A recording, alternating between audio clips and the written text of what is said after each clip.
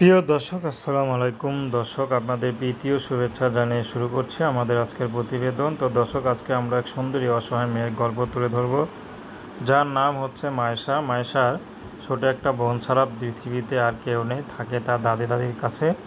তো দাদি খুব বুড়ো, তো মায়েশার বাবা মা কেউ নেই, কারণ মায়েশার বাবা স্ট্রোক করে মারা যাওয়ার পরে তার মা অসুস্থ হয়ে যায়। তো কিছুদিন পর তার মাটাও মারা যায়। তো মায়েশা কখনো চিন্তা করেনি তার বিয়ের জন্য ইউটিউবে আসতে হবে, কারণ মায়েশার বাবা একটা ছোটোখাটো ব্যবসায়ী ছিল।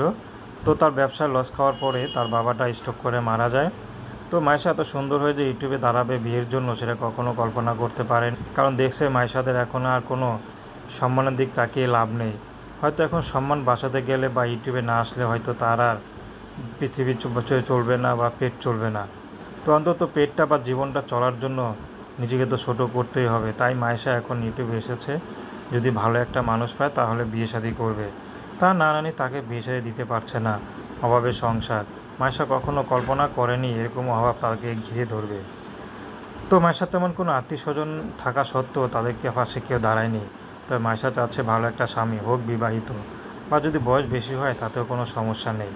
তো দর্শক, প্রেম ভালোবাসা সাহায্য সহযোগিতা বিয়ে শাদী করা একান্ত আপনাদের ব্যক্তিগত ব্যাপার। আসুন আমরা ৫ ওয়াক্ত নামাজ পড়ি, সর্বদা দেশের সেবা করি। আসসালামু আলাইকুম রহমতুল্লাহি ওয়া বারাকাতুহু।